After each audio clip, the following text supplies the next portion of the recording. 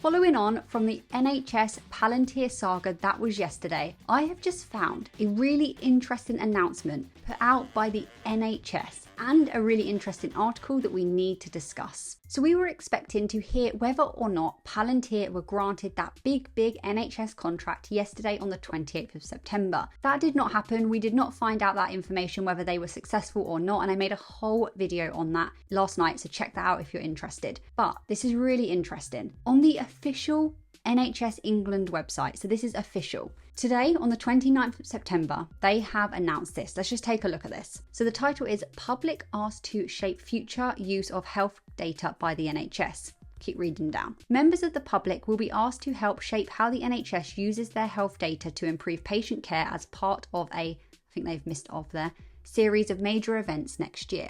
Okay. The event, starting in the new year and continuing until March 25, will gather public views on digital and data transformation in the NHS.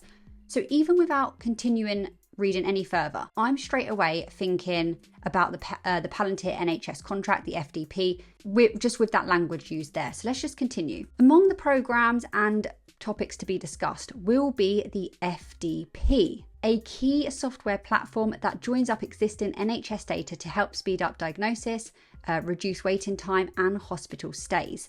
The large-scale engagement event, supported by up to a £2 million of funding, I was going to say dollar then, pound, switch my mind, will provide the public with a genuine means of informing and shaping policy around the use of their health data. Okay, we'll just read a little bit more and then I'm going to explain what I think in here. The work builds on the Powered by Data campaign launched by NHS England in June to showcase where health data has been delivered significant benefits for patients, blah, blah, blah, blah.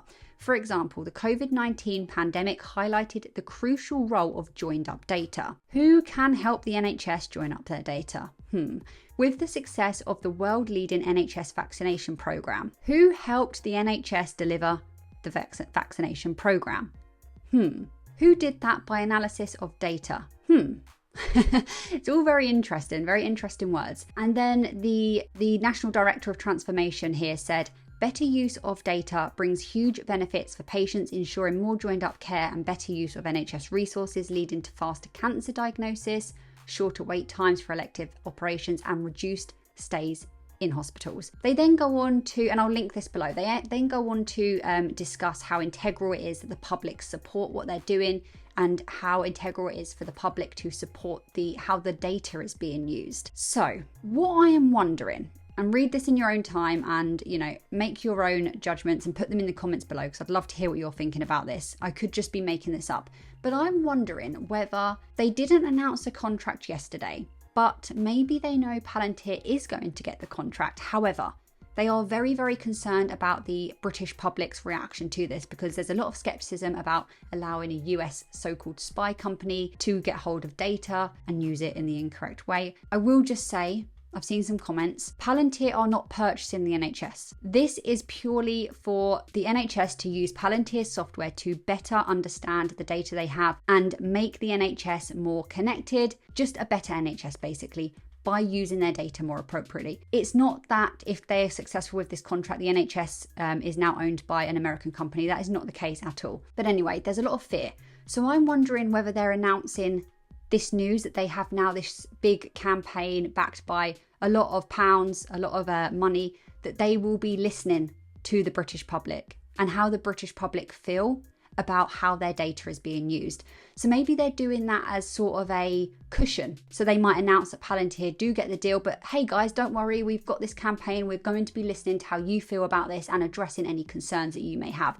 I don't know if that's the case. That could be completely out there. I'm not saying that I know that. It's just I'm reading this and joining the dots and wondering if that may be the case. And then this article was released on Pulse, basically just talking more about this. So I'm not going to repeat myself, but it's basically saying that, they want a genuine means of informing and shaping policy around the use of their health data, so on and so forth. So I'll also link that in the description below. Let me know your thoughts on this. As always, thank you for watching and I'll see you in another one very shortly.